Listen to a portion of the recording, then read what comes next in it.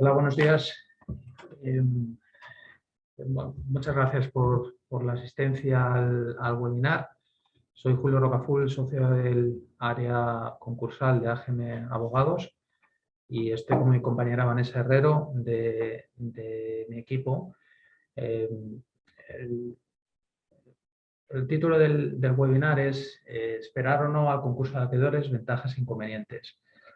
Quiero indicar previamente que el webinar se refiere a las ventajas e inconvenientes de esperar a la presentación del concurso, pero principalmente desde el punto de vista de la calificación y de la estrategia jurídica de cara a la calificación del mismo, tanto por parte del deudor o del concursado como de los acreedores de las compañías. Lo que vamos a intentar explicar es, desde el punto de vista de concursada, deudor, por qué es más interesante o no presentar el concurso antes de la aprobación de la nueva ley concursal, de acuerdo con lo que se indica en el actual proyecto, y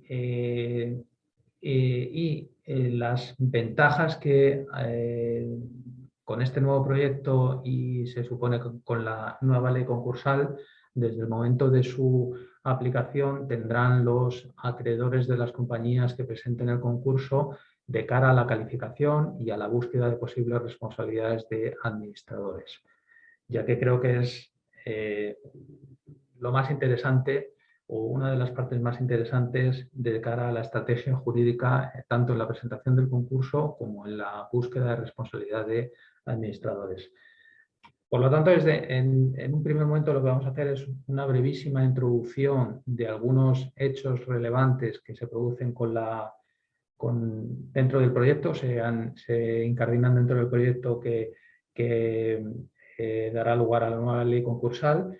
Tendríamos, en primer lugar, que hay una variación en las herramientas preconcursales, de modo y forma que lo que antes se articulaba a través de los procesos de refinanciación y el acuerdo extrajudicial de pagos, ahora se incardina dentro de lo que se conoce como el proceso de reestructuración de la compañía, que además trae aparejado el nombramiento o la creación del experto en reestructuraciones.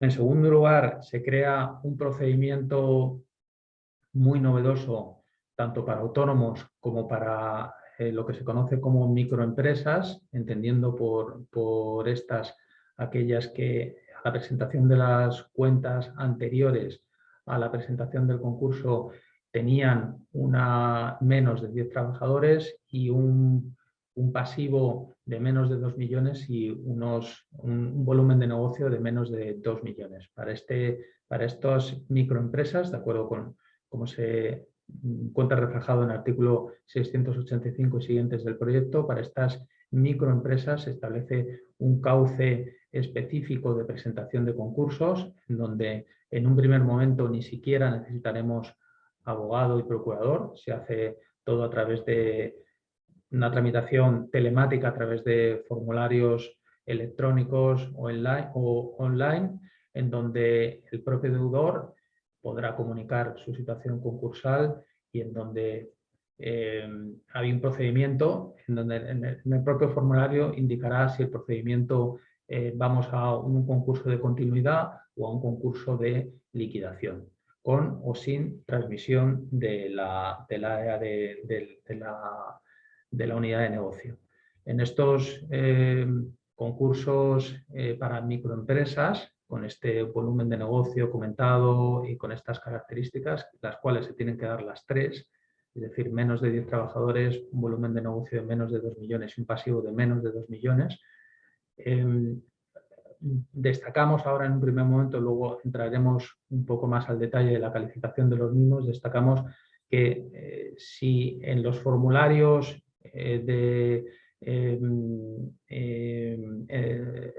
presentados de manera telemática, en los cuales tenemos que dar los datos de la empresa, los datos económicos, financieros, etcétera, de la compañía deudora, hay una desviación de más del 20% en cuanto al pasivo y al activo de la compañía o a los ingresos y gastos de la misma, pues podremos entrar en la calificación de culpable. con un límite mínimo de 10.000 euros. Podríamos entrar en la calificación de culpable. Esto ya, la calificación del microexpress ya la hablaremos un poquito más adelante, pero una primera pincelada sería esto.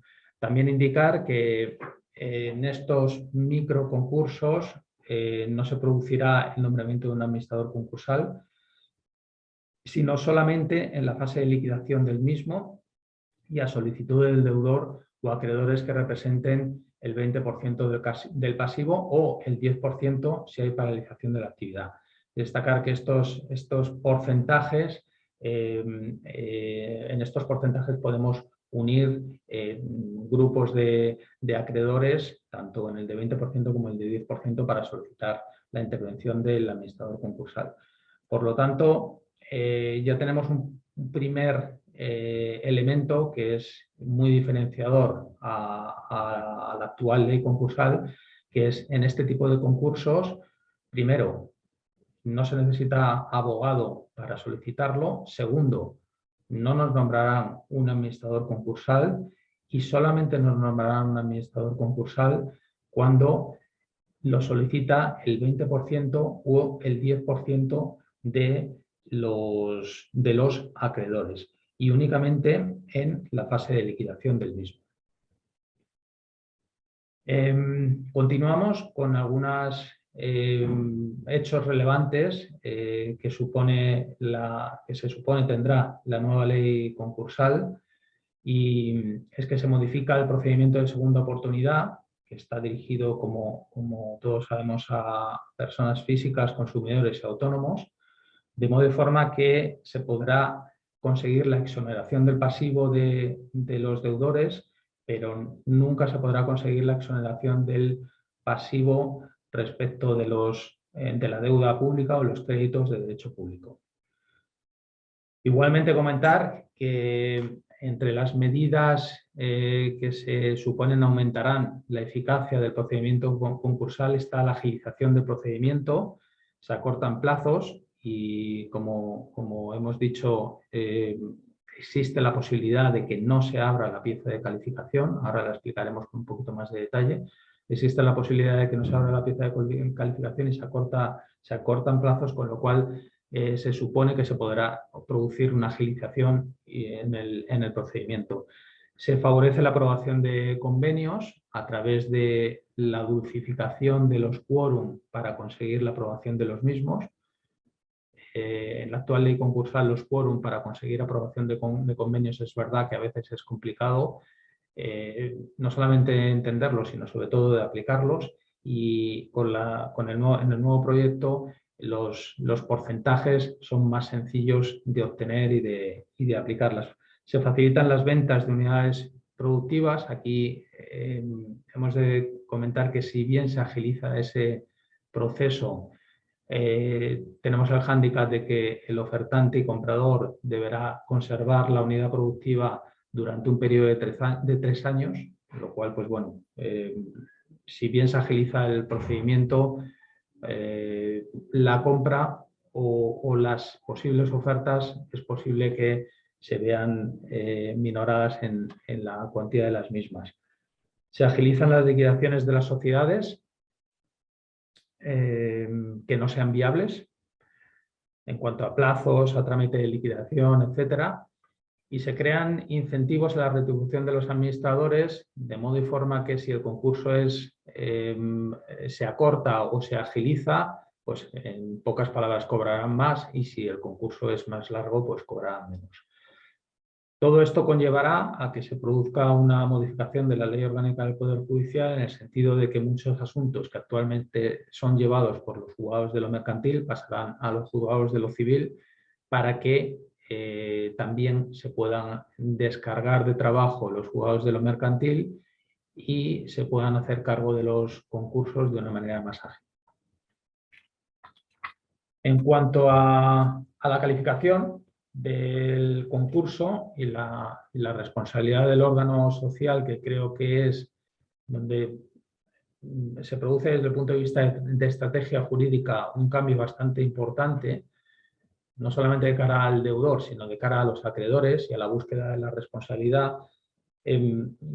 por distinguir lo que hay ahora y lo que vendrá, indicar que, como muchos de ustedes sabrán, la calificación del concurso actualmente con la actual ley concursal, que supone, se basa en la generación o en la agravación de la insolvencia por dolo o culpa grave del administrador. Esto puede determinarse a través de una serie de causas que pueden admitir prueba en contrario o no. Las que no tienen prueba o no admiten prueba en contrario y determinarán la culpabilidad del concurso con la actual ley son las que nacen de irregularidades graves contables, inexactitud o falsedades en la documentación aportada al concurso, incumplimiento del convenio por causa imputable al deudor, el alzamiento de bienes o entorpecimiento de la efectividad de los embargos, el extraer fraudulentamente bienes del patrimonio social en los 2 años anteriores a la declaración del concurso o en la simulación del patrimonio ficticio antes de la declaración del concurso. Estos serían los motivos de culpabilidad que no admiten prueba en contrario. Y los que admiten prueba en contrario, pues serían los relativos al depósito de las cuentas en las cuentas de la compañía deudora en los 3 años anteriores a la declaración del concurso, el incumplimiento del deber de presentar el concurso, lo que se conoce como la presentación tardía o extemporal del concurso. Ya sabemos que tenemos un plazo con la actual ley. Siempre ha habido un plazo de 2 meses para presentar el concurso desde el momento en que el órgano social es conocedor de que va a haber un incumplimiento parcial o un sobreseimiento parcial o generalizado en sus obligaciones de pago. Pues si nos retrasamos en la presentación del concurso, estaríamos en una presentación tardía o extemporal. Y finalmente, el incumplimiento del deber de colaboración con el juez o con el administrador concursal, con el AC. Las consecuencias con la actual ley, pues la inhabilitación del órgano de administración o del administrador, en una horquilla de tiempo que va entre 2 y 15 años para administrar bienes ajenos, la pérdida de cualquier crédito frente a la concursada, la devolución de los bienes obtenidos del patrimonio de la concursada o de su masa activa y la condena al déficit concursal cuando su condición o su conducta en su condición de administrador hubiera agravado la situación de insolvencia de la compañía. Ese déficit, lo que se conoce como el incremento o el agravamiento del pasivo como consecuencia de la conducta del administrador, es conocido como el déficit concursal, que se cuantifica en una cantidad determinada y es la cantidad a la que se le puede hacer responder al órgano de administración o al administrador de la compañía.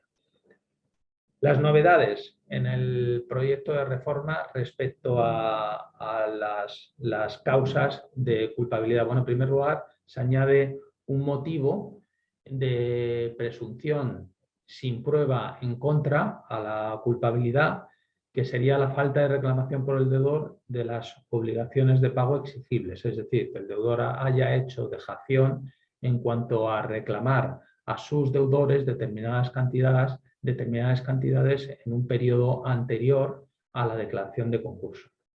Estoy pensando ahora en un concurso que recientemente hemos presentado en donde había alrededor de 300, 400.000 euros en deuda de clientes que nuestro cliente no había reclamado. Hemos presentado el concurso hace unos 2 meses aproximadamente, hemos presentado el concurso y con la nueva ley esto podría ser un motivo de concurso culpable, además que no admite prueba en contra. Durante la fase común, cualquier acreedor puede comunicar al administrador concursal lo relevante para basar una calificación de culpabilidad. Es decir, no es exactamente es en la fase común, pero es 15 días después de la aprobación de los textos provisionales, cualquier acreedor puede solicitar la calificación de culpable del concurso, cosa que con la actual ley es imposible. Con la actual ley, quien propone la calificación es el administrador concursal. Los acreedores pueden hacer alegaciones nunca pueden hacer una proposición de calificación, sino alegaciones. Y quien decide es, y a la calificación propuesta por el administrador concursal se adherirá o no el Ministerio Fiscal. En la mayoría de los casos, como muchos de nosotros sabemos, cuando el administrador concursal califica de culpable, automáticamente el Ministerio Fiscal se adhiere a esa calificación y viceversa. Cuando califica de fortuito, automáticamente el Ministerio Fiscal se adhiere a la calificación de fortuita. Con el nuevo proyecto, lo que se propone es que desaparece la intervención del Ministerio Fiscal. Sin embargo, todos los acreedores, en el plazo de 15 días, que es el mismo periodo que tiene el administrador concursal después de los textos provisionales para proponer la calificación, todos los acreedores podrán proponer la calificación de culpable si así lo estiman.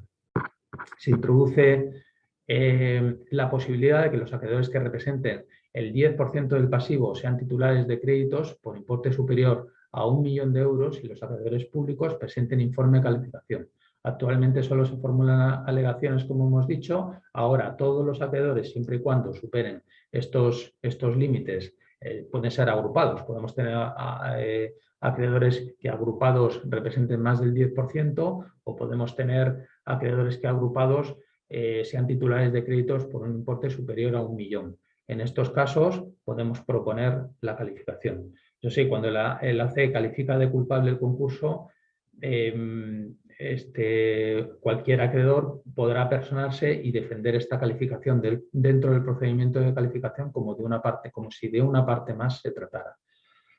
Es importante destacar que antes, con la actual ley, podemos hacer alegaciones, ahora podemos ser parte, con lo cual el informe que presentemos debe tener en cuenta no solamente conceptos jurídicos, sino también conceptos financieros y económicos, ya que, como todos sabemos, la calificación del concurso y el actuar doloso o negligente por parte del administrador y el agravamiento o no en el pasivo de la compañía tiene unas connotaciones financieras y económicas muy importantes que se analizan a través de toda la información económica y financiera que ha facilitado el deudor. Por lo tanto, como consejo, cuando busquemos la calificación del concurso culpable, tenemos que mirar no solamente el actuar del administrador y del deudor desde el punto de vista jurídico, sino que sería muy importante que todo ello fuera complementado con un informe pericial o con la ayuda de expertos financieros y económicos, ya que ahora seremos parte y de alguna manera estamos en el mismo nivel que el administrador concursal, que en muchos de los casos no solamente puede ser abogado, sino que puede ser economista y en muchos casos es abogado y economista. Por lo tanto, para estar en igualdad de condiciones, nuestras propuestas de calificación y nuestra participación en la pieza de calificación debiera tener una componente jurídica a través de los abogados que designan o que diseñan la estrategia jurídica, pero también entiendo que deberíamos de tener una ayuda fundamental por parte de economistas y auditores incluso. Se produce también la inhabilitación. Otra novedad es que con el nuevo proyecto la inhabilitación de los administradores no solamente se inscribe en el registro mercantil, sino que también se puede inscribir en el registro de la propiedad. Y excepcionalmente se puede mantener al inhabilitado, es decir, si ha habido una calificación de culpable que inhabilita al administrador durante 2 años, por ejemplo, en la administración de bienes ajenos, pero al mismo tiempo tenemos un convenio que se está aplicando, podemos mantener al administrador inhabilitado como administrador de la deudora durante el tiempo en el que dure o el periodo en el que se tiene que cumplir el convenio de la compañía. En cuanto a las novedades en el procedimiento especial para microempresas, destacar que solo se apertura la calificación en el caso de apertura de la fase de liquidación, no en el caso de cumplimiento de un plan especial de continuación. Es decir, tras la fase de liquidación, solo se abre la calificación si lo solicitan acreedores con un 10% del pasivo o socios personalmente responsables de las deudas. Es decir, aquellos socios de la compañía deudora que puedan ser responsables de deudas del deudor, porque podamos haber avalado deudas de la concursada, pero que no seamos administradores de la compañía, podemos solicitar que en la fase de liquidación se abra la calificación para que así los administradores puedan responder de ese pasivo y al menos los socios que avalaran pudieran tener una responsabilidad solidaria, pero con el administrador de la compañía en el caso de que se calificara de culpable. Esta es la razón por la que el proyecto dice que tras la fase de liquidación solo se abre la calificación si lo solicitan acreedores con el 10% del pasivo o socios personalmente responsables de las deudas. Y luego los acreedores pueden presentar informe de calificación junto a la C, pero si el AC califica de fortuito, se archivará, salvo que alguno de los acreedores públicos haya calificado de culpable. Este sería el único caso en los microconcursos o los concursos de microempresas, sería el único caso en el que podríamos seguir con la pieza de calificación culpable, aún en el caso en que el administrador concursal considere que la calificación sería fortuita, lo cual significa que evidentemente la mayoría de los microconcursos que haya créditos de derecho público, la agencia tributaria o la seguridad social, me imagino que estarán en la mayoría de los casos, propondrán la calificación de culpable, aunque el AC proponga una calificación de fortuita. Con lo cual, hay muchas posibilidades de que en los microconcursos podamos intervenir en la pieza de calificación como consecuencia de la propuesta que la agencia tributaria o la seguridad social harán de concurso culpable. Además, en esta fase de liquidación, en los concursos de microconcursos que hemos dicho antes, que se pueden presentar a través de un formulario telemático y sin abogado, etcétera, etcétera, cuando se abre la fase de calificación, porque lo soliciten los porcentajes que hemos comentado antes, es necesario que la proposición de la calificación por parte de los acreedores se haga a través de abogado. Aquí pues, es una oportunidad para que los acreedores en este tipo de concursos, que en teoría lo van a presentar los deudores sin el asesoramiento de abogado y sin asesoramiento a través de un formulario telemático, hay una oportunidad para buscar la responsabilidad de los administradores en esta fase, ya que los mismos, la mayoría, serán calificados de culpables por los organismos públicos. En definitiva, existen,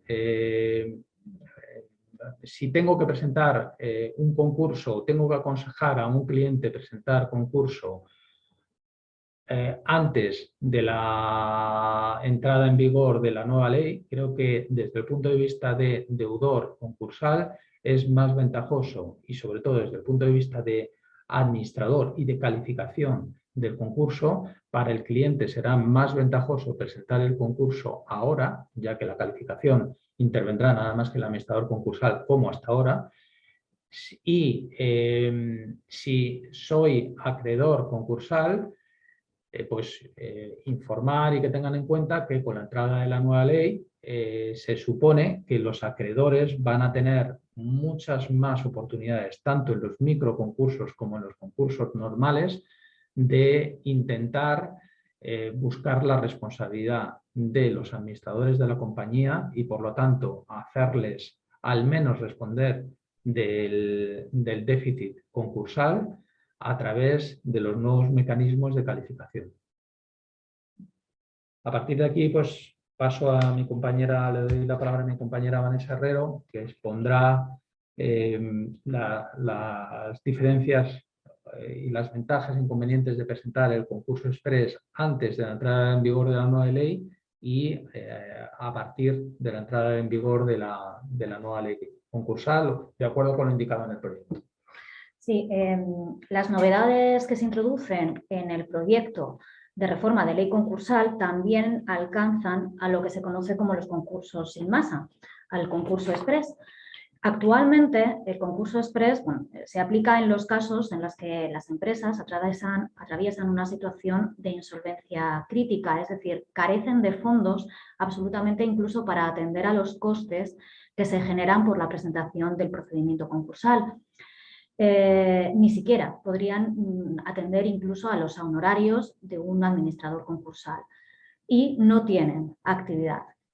En esos casos, si no es previsible además que se puedan ejercitar acciones de rescisión ni de responsabilidad de terceros, ni se puede apreciar causas que determinen la calificación de culpable del concurso, en estas situaciones, actualmente, tal y como aparece regulado en la ley, cuando solicitas la declaración de concurso, simultáneamente y en el mismo escrito solicitas también la conclusión del concurso por encontrarte en estas situaciones que hemos comentado. De tal forma que el juez que examina esa solicitud de concurso y conclusión simultánea deberá determinar si, concurriendo todos estos requisitos, lo acordará sin un mayor trámite, es decir, determinará en el auto que declara el concurso, igualmente ordena su conclusión, lo que supone, en primer lugar, un ahorro de tiempo y también un ahorro de costes. Además, supone la ventaja para la empresa concursada de que no se aperturará la fase de calificación, sino que directamente se ordenará la extinción de la sociedad y su cierre de la hoja mercantil en el registro. Ahora bien, los acreedores de estas empresas en concurso express no quedan absolutamente desprotegidos, en tanto que podrán, una vez concluido el concurso, ejercitar acciones de responsabilidad, las de toda la vida previstas en la Ley de Sociedades de Capital, contra el órgano social, e incluso pueden solicitar la reapertura del concurso, bien porque aparezcan o se hayan ocultado bienes por parte de la concursada o porque se puedan ejercitar o entiendan que se pueda ejercitar en acciones de rescisión. ¿En qué afecta? Las modificaciones que se introducen ahora en el proyecto nuevo de ley concursal. Bueno, pues la fundamental y más, digamos, más gravosa para estas empresas que se encuentran en estas situaciones es que se elimina la simultaneidad de esta declaración y conclusión de concurso. Ahora directamente el juez que examina de esa declaración, esa solicitud de declaración de concurso, la declara, pero inmediatamente llama a los acreedores, es decir, en el auto declarará en concurso a la empresa y además sacará una relación de acreedores de conformidad con lo que haya comunicado la deudora, la empresa deudora en su solicitud. De tal forma que los acreedores que superen el 5% del pasivo declarado por la empresa podrán solicitar en un plazo de 15 días el nombramiento de un administrador concursal. Si se nombra administrador concursal, este deberá, en el plazo de un mes desde la aceptación de su cargo, emitir un informe. Y en ese informe deberá pronunciarse sobre si existe la posibilidad o hay indicios de poder emprender acciones de rescisión, si existe además indicios para ejercicio de acciones sociales de responsabilidad contra los administradores o incluso si existen indicios para la declaración de culpabilidad del concurso. ¿Todo ello qué supone? Bueno, pues como seguramente no se os escapa, la regulación vigente supone una ventaja para las empresas que se encuentran en esta situación crítica porque su declaración y conclusión del concurso van a depender únicamente del juicio exclusivo del juez. Ahora bien, con la reforma se da entrada a los acreedores que puedan solicitar el nombramiento de un administrador concursal para que ya se pronuncie sobre, existen indicios sobre todas estas cuestiones, lo cual desde luego nos complica bastante el escenario, porque desde el punto de vista de la empresa concursada tendremos muchos más controles de la situación de nuestra sociedad a través del administrador concursal que pueda solicitar los acreedores. Desde el punto de vista del acreedor de empresa concursada, evidentemente con la reforma de la ley concursal pues aparecen bastante más protegidos. Nuestra recomendación, evidentemente, si eres una empresa con situación de insolvencia crítica, nuestra recomendación sería no esperar al fin de la moratoria concursal y entrada en vigor de la nueva ley concursal, puesto que perderás esas ventajas que ahora mismo tienes en cuanto a la simultaneidad de tu declaración de concurso. Y hasta aquí nuestra exposición. Creo que tenemos algunas preguntas. Sí.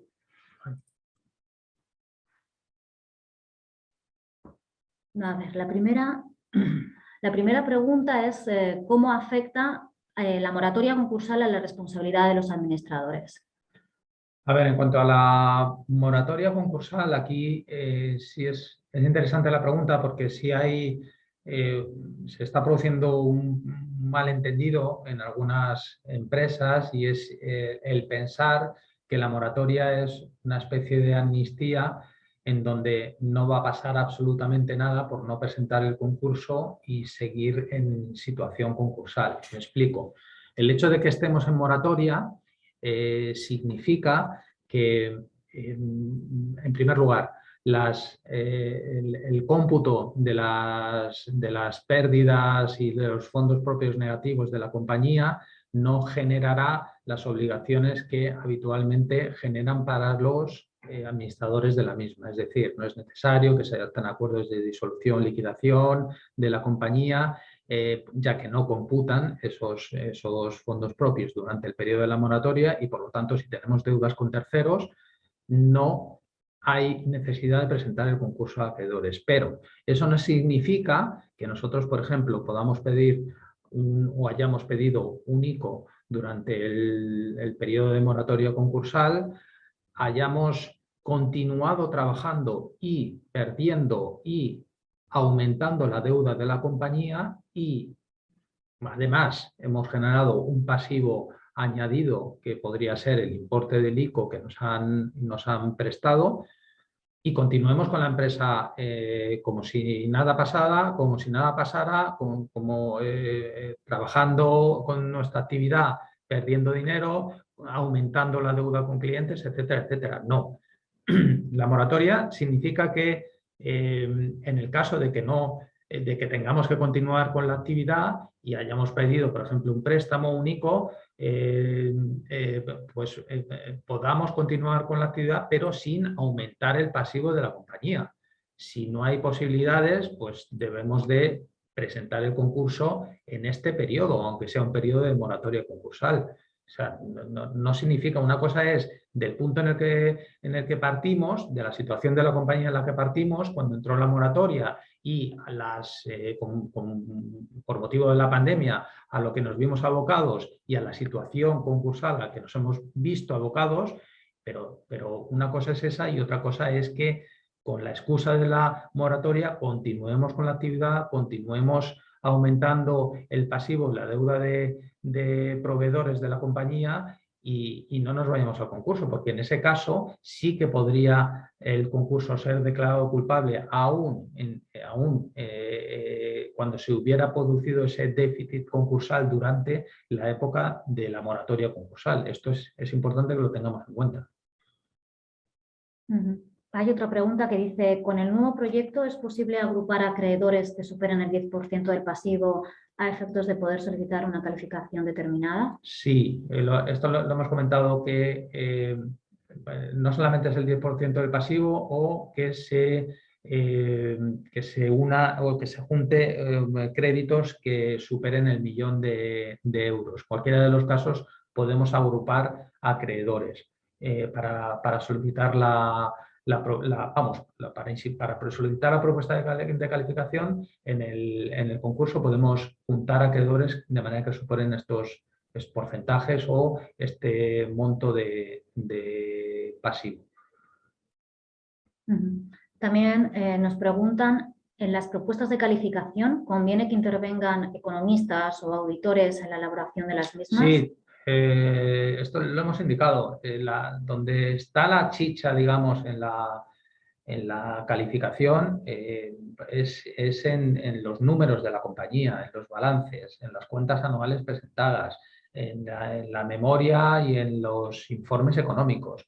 Esto tiene una parte, una parte de estrategia jurídica o de aplicar por qué esos datos económicos podrían influir o no en la calificación y de qué manera. Eso es una parte jurídica, pero en si esos datos suponen un incumplimiento de las normas y como consecuencia de ello la calificación de culpable, para eso es necesario, bueno, desde mi punto de vista, el abogado necesitará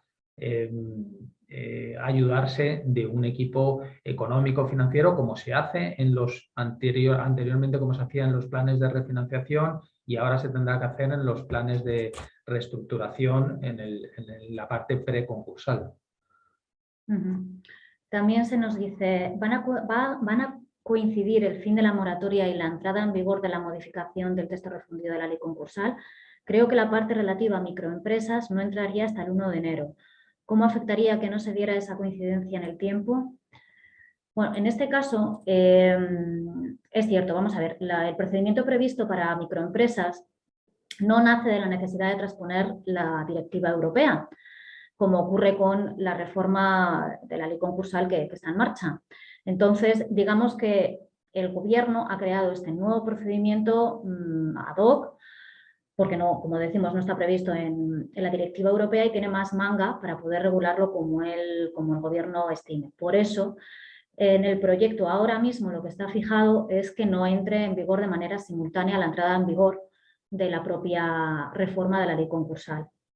Incluso se está oyendo que los porcentajes de microempresa, es decir, de trabajadores y pasivo o negocio por debajo de los 2 millones de euros, esa cantidad de los 2 millones de euros ya hemos escuchado en varios foros que se va a bajar incluso de 750. Se está hablando 300... del volumen de negocio y el volumen de negocio pasarlo a menos de 750.000 y el pasivo menos de 350.000 para los concursos de microempresas. Parece ser que eso podría ser una opción bastante viable. Entonces, como todavía, digamos que se está debatiendo de manera interna cómo va a quedar ese procedimiento para microempresas, es muy previsible que no entre en vigor de manera simultánea al resto de la ley, pero no lo conocemos realmente. ¿Cómo afectaría? Pues mientras no entre en vigor, evidentemente aunque te encuentres en ese caso, vas a tener que solicitar el concurso por los cauces normales y con un procedimiento concursal normal. Sí, efectivamente. También se dice, ¿cuándo se prevé la entrada en vigor de la reforma? ¿En junio cuando termine la moratoria? Sí, en principio es así. Cuando termine la moratoria concursal está previsto que entre en vigor la reforma de la ley concursal. También se dice, buenos días, los 2 años que se revisan en un concurso, dado que se lleva más de 2 años de moratoria, ¿veis lógico que se amplíen y se revisen 2 años atrás, pero desde marzo del 2020? No, realmente No. es que no se va a hacer así. Lo que se va a hacer es 2 años atrás desde la declaración de concurso. Y el periodo de moratoria concursal entrará dentro de esos 2 años. Precisamente por lo que he comentado antes, porque el hecho de que estemos en moratoria concursal no significa que no haya empresas que estén obligadas a presentar el concurso, que deban presentar el concurso y sobre todo desde el punto de vista de la calificación que se están jugando mucho. Es decir, que no todas las empresas se pueden permitir el lujo de no presentar ahora el concurso por estar en moratoria. Hay algunas que lo presentarán más adelante y se les podrá decir, mira, el concurso ese es temporal, porque es que en enero del 2022 ya estabas aumentando el déficit concursal y tenías que haber presentado el concurso y no haber continuado con la actividad. Entonces, no creo que vaya a los 2 años anteriores de la moratoria, no lo creo. No lo creo. De hecho, durante el periodo de la moratoria lo que se dice es que el pasivo generado no computa, las pérdidas de esos ejercicios no computan a efectos de la necesidad de presentar el concurso de acreedores, es decir, a efectos de entender que hay un concurso extemporáneo o no, pero no limita, que es lo que ha explicado antes Julio, la posibilidad de que te declare la responsabilidad de los administradores.